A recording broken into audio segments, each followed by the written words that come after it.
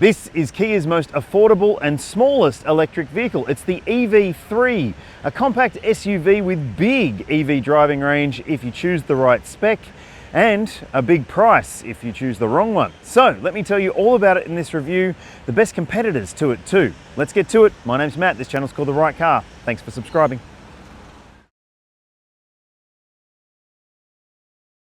At launch, there are 3 different variants in the lineup, and just like some of the other models that have come before it, the names are familiar now from the EV lineup from Kia. So the entry-level Air, it starts at a very attractive price point, and it's the only one that comes with the choice of a shorter range, smaller battery pack, or the long range battery if you spend quite a lot more, but we'll get to the details when it comes to the range and stuff later on in this video. As standard, it comes with things like 17-inch alloy wheels, auto LED lights, LED daytime running lights, partial LED tail lights. Inside, you'll find a 2-tone cloth upholstery with manual seat adjustment, a 12.3-inch touchscreen media system. There's also a 12.3-inch digital instrument cluster. You've got wired and wireless Apple CarPlay and Android Auto, sat-nav, plenty of USB ports. There's vehicle-to-load interior capability, and you get a vehicle-to-load adapter as standard as well, plus dual-zone climate control. But I really feel that entry-level version in either short or long range is more tailored towards fleet customers. But if you're thinking, well, I want a few more features, the Earth mid-spec model, I reckon, is probably the best bet in the lineup. The price is more approachable. You see it on screen now, and I should also mention these prices are before on-road costs. If you go to the Kia website, you'll be able to see a local drive-away price for where you live. And look, the Earth just adds some really, really great features, including things like 19-inch alloy wheels. And on the inside, you're getting 2-tone synthetic leather upholstery, 10-way power driver's seat adjustment with lumbar adjustment. You've also got heated and ventilated front seats, which is a really nice touch at that price point. There's heated steering wheel, an auto-dimming rearview mirror, and an electric tailgate. But if you're looking for the most EV3 that you can possibly get right now in Australia, well, the GT line is the one to go for.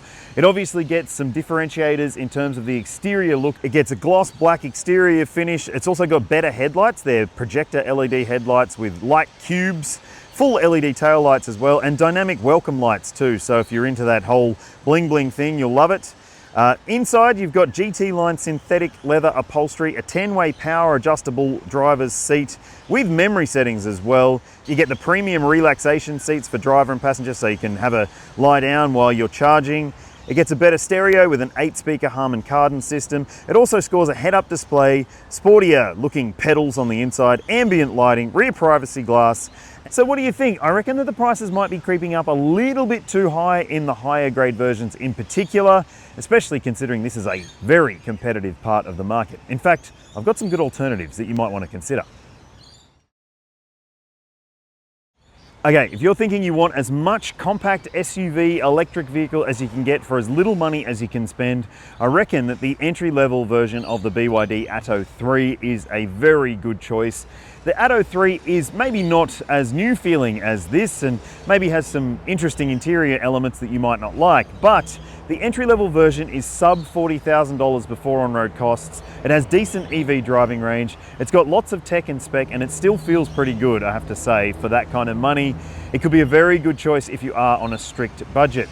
Another option I think you should check out is the Renault Megane E-Tech. It is an underrated hero in the EV crossover style model hatchback segment, I would say. I bloody love that thing. I think it's got a fantastic interior, lots of practicality. It looks great, it drives really, really well, and it doesn't get on your nerves when it comes to the safety systems. And that might be something we'll touch on with this vehicle a little later on, let me tell you. And finally, how about the Xpeng G6? It's a bigger vehicle, I know that, but for the money, it is fantastic value. It offers so much stuff for the cash, and it could be a very good choice for you if you want something that is fresh and interesting and very easy to live with. It's got some of the best tuned safety technology as well that I've experienced in any new car, especially from China. So, which one would you pick? Any of those? Let me know in the comments. Rightio, let's have a look at the size of the EV3. It is, well, going to be a sweet spot for a lot of people, I think. I'll put all the dimensions on your screen, but it's just over 4.3 meters for the GT line, 4.3 exactly for the other models. It's a nice boxy shape. I love the boxy shape, but there are some people who do not. And if you choose the GT line like this one here, you're getting gloss black accents all around the car. The entry-level versions get more, well, plasticky looking finishes. And these wheels, they're 19s. I actually prefer the wheels on the Earth mid-spec model. Now, a couple of things to call out here. Your door handles, well, they're a little tricky, so you have to do the old push and then pull sort of job. But the rear ones, they're a little bit more normal. They're up high though, so if you've got kids, they might not be able to reach them themselves. Now let's have a look at the back end design here. Yes, it's a pretty tidy looking unit, I reckon. Very boxy, as I said, but let's open it up and see whether that boxiness means good boot space. And you might be surprised, it does have a fair amount of space, even though it doesn't look like it right now. So that boot floor is in its highest position. Let's have a look at the amenities in here first. So you do get a cargo cover. No shopping bag hooks, which is a bit of a disappointment, I would say. Interestingly, you do get a shopping bag hook in the entry-level versions because they don't get the subwoofer. But you can pull out the boot floor and lower it down if you want to get the maximum amount of space available to you. That is a much more family-friendly amount of space. You'll be able to fit prams and luggage in there with space to spare, I would say, if you've only got one kiddo.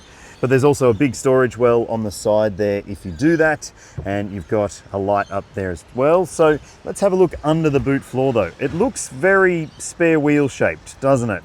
Really disappointing to see that it's not filled with a spare wheel. It's got a tyre mobility kit or repair kit. So yeah, that's a bit annoying, I reckon. Charge cable in that bag right there. In case you're wondering, it's a brand new car, hasn't even been opened yet. So, do you think that boot space would be suitable for you? Yes, you do get a frunk under the bonnet of the EV3, which is a nice inclusion for a front wheel drive vehicle. 25 litres and 10 kilos of capacity is what you've got under there. Good spot for your cables, I would say. What do you think? Okay people, this is your interior point of view perspective from the driver's seat of the EV3, and just excuse the water bottles and the paperwork and stuff in this car. I'm on the launch and it's an active vehicle right now, so I'm just trying to get this done while I can. But it is familiar to some other Kia models that you might have seen or sat in over the last few years. And look, I think it's a really nice cabin finish. You've got the twin 12.3 inch displays. So one is your driver info screen. It's got plenty of info available on that screen. You can cycle through it using the controls on the steering wheel right there. And you can even change the look of that. So you can hit the button there and it will change things a little bit when it comes to the display. And this particular car is the high grade version, so it also changes the ambient lighting. So that's pretty neat, I would say. Love to see that you can see the adaptive EV driving range based on which drive mode you choose, with a max and min as well. So that means you can basically see what's going to happen if you drive it like a hoon or if you drive it more conservatively. I like that about this display. Nice big digital instrument cluster there. Excuse the people in the background, but there is also a head-up display there. And like lots of other new models in the Hyundai Kia group, the gear selector is off the steering column. Just be careful when you're getting in because you might actually bash your knee on that if you're long-legged. That's also where your start button is. It's not one of those ones that you sit in and the car just starts for you, but you twist it forward to go into drive, backwards to go into reverse, and the park button, as you can see, it's indicated, is on the end of the stalk. Your drive mode button is down there. You've got some decent controls here. Thankfully, not piano black. I bloody love that about this car.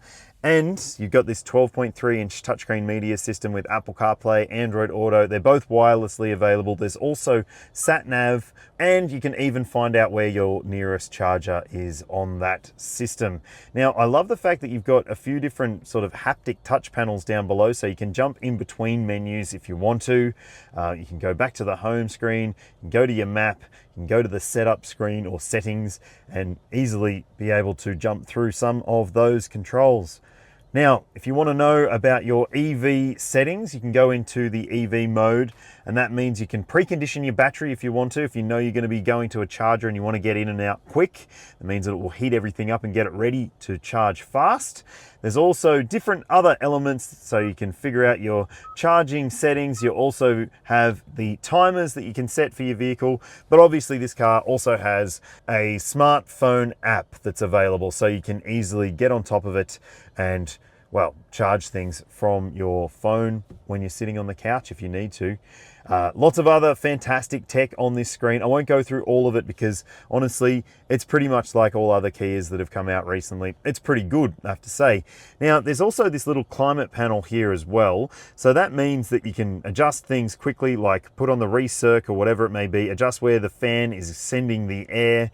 And you can also do some of the adjustments down here with your temperature. You can see it's a bit of a shiny finish and you can turn off or on the fan. You can also adjust the modes and the temperature right there. Nice conventional looking vents. There's a volume dial there too.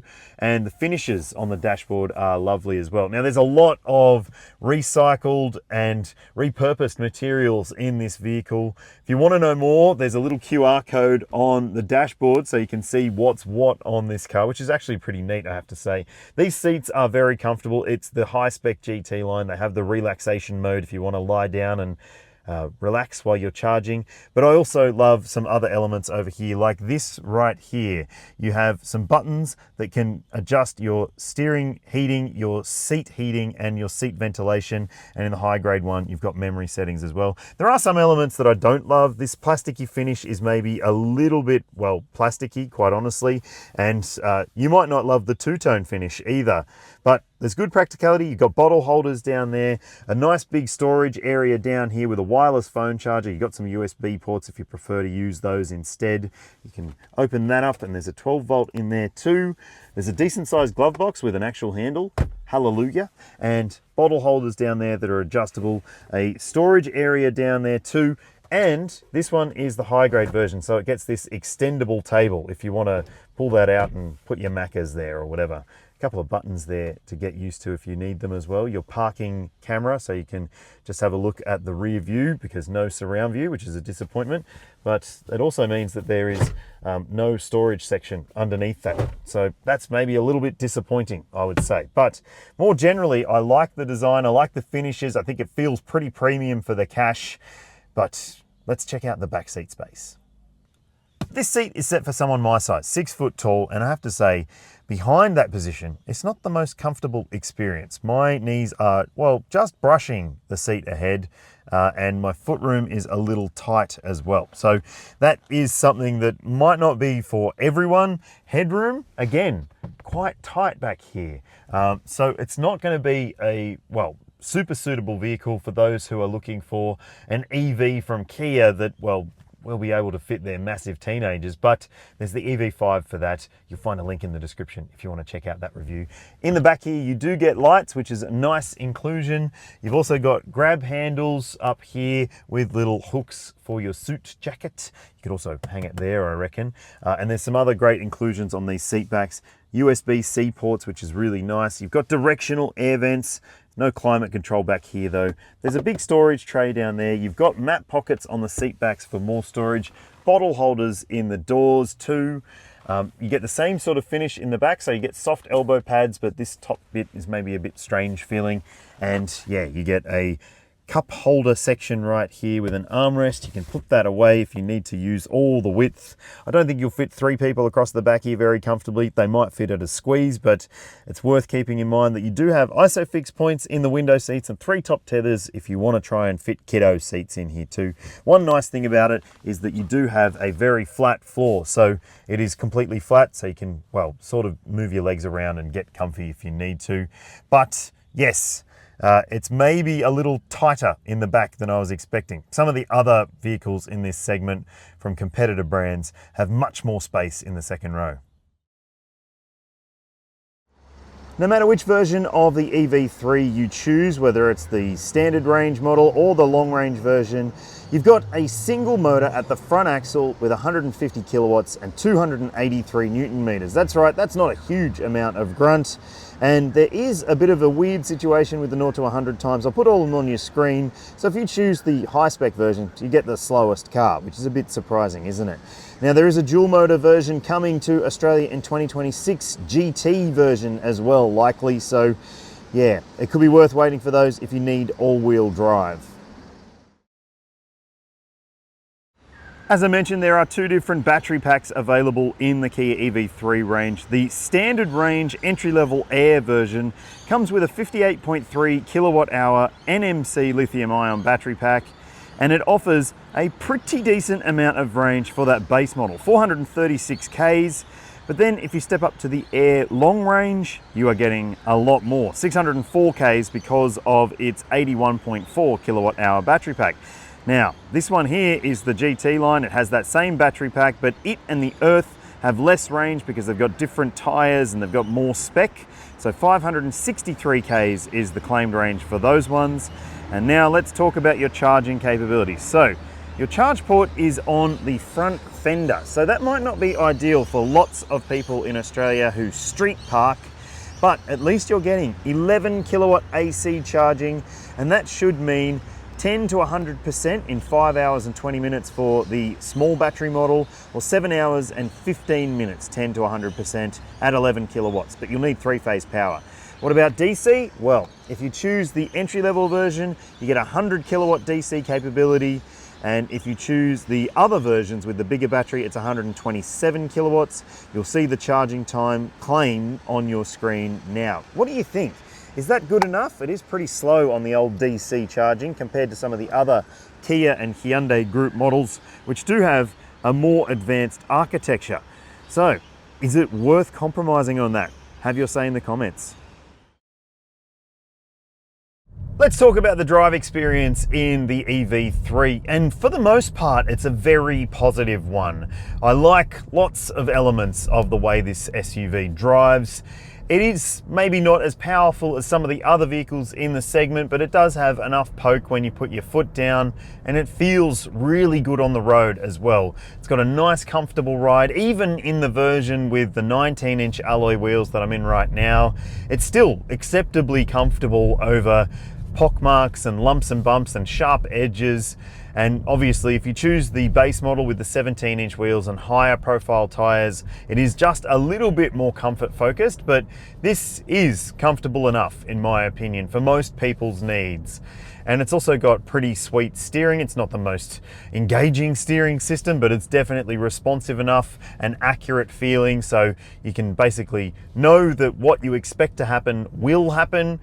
Another thing I've really appreciated about this car today when it comes to urban driving situations is a tight turning circle. It really does pivot very easily, and it means that where you might have otherwise had to do a 3 or 5 point turn in some other cars, this car will turn around pretty snappily when it comes to those moves that you need to do on a regular basis.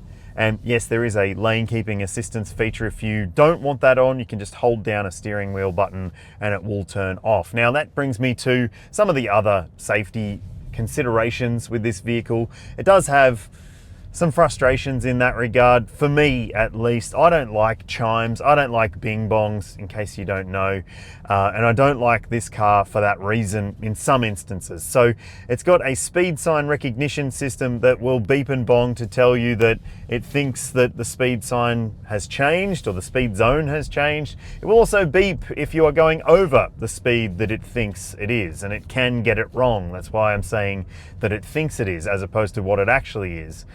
And that can really get on your nerves, especially if you live in a place where the speed zones change a lot, as I do.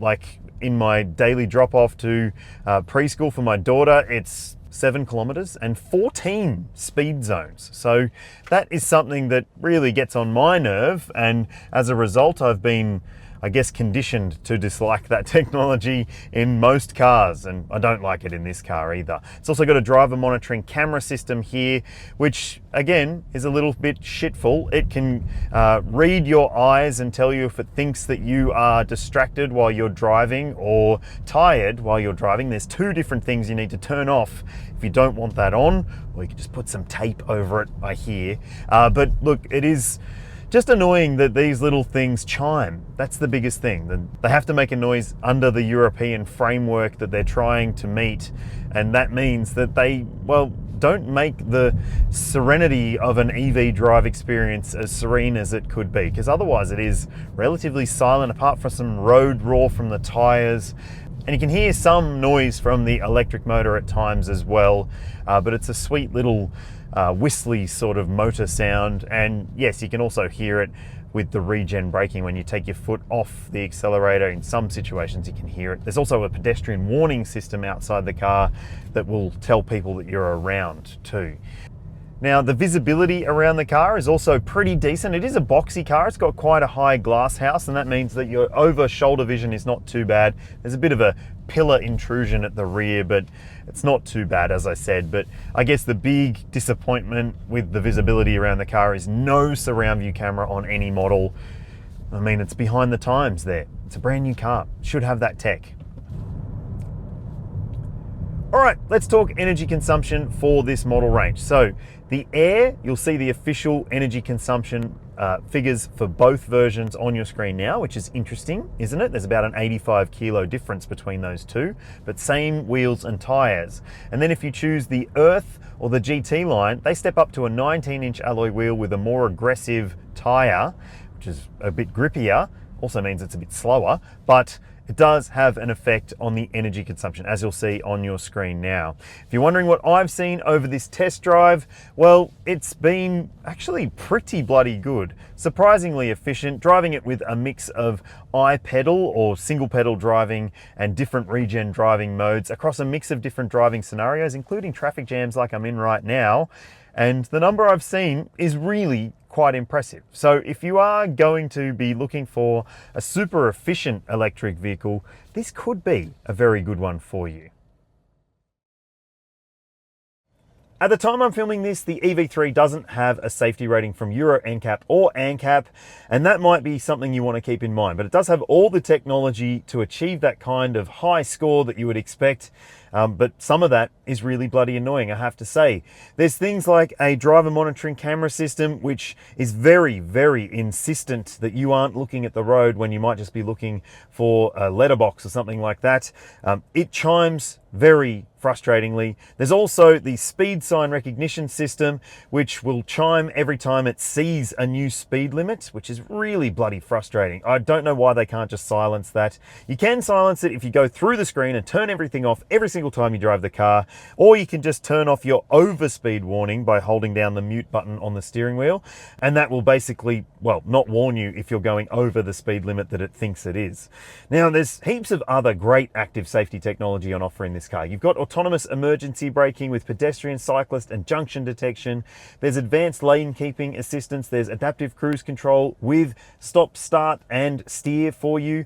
There's also blind spot monitoring and rear cross traffic alert. There's front and rear parking sensors and a reversing camera, but no model in the entire EV3 range at launch comes with a surround view camera system, and none come with the very, very clever blind spot view monitor, which you get in lots of other quite expensive electric Kias, or just generally other Kias. So there are some misses when it comes to the safety spec, in my opinion, and it could be enough to turn me off this car more generally, but I'd love to know your thoughts. Now, airbag coverage, there are 7, dual front side, a front center airbag to prevent head clashes in a side impact, and curtain coverage for both rows of window seats. Kia Australia has a 7-year unlimited kilometre warranty for the EV3, and the brand also has a 7-year 150,000k warranty for the battery pack and high voltage components. Now that is a little bit less than some other vehicles out there, but the brand also has some interesting elements when it comes to the ongoing ownership considerations. So there's service plans available. You can choose a 3, 5 or 7-year prepaid service package if you want to, and that can pass on to the next owner if you decide to sell if this isn't the right car for you. It could just mean that you add some value to your resale. But there's also roadside assistance included as part of this purchase, and you can also get yourself resale value guaranteed. So the brand has a new guaranteed future value program for Australian buyers, and it means that you can basically set the resale value for your car in advance. If you're worried about EV values, it might be worth considering that.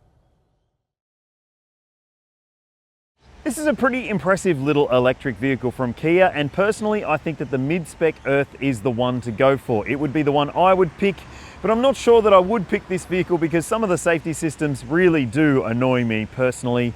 The fact you've got to turn them off every single time you drive the car is a frustration, but it's increasingly common across lots of different models. So would it turn you off buying a car like this if it meets your needs? I'd love to know your thoughts. Please tell me in the comments, and if you haven't already, please subscribe. It does help a lot. Thanks heaps for watching, and I'll see ya when I see ya.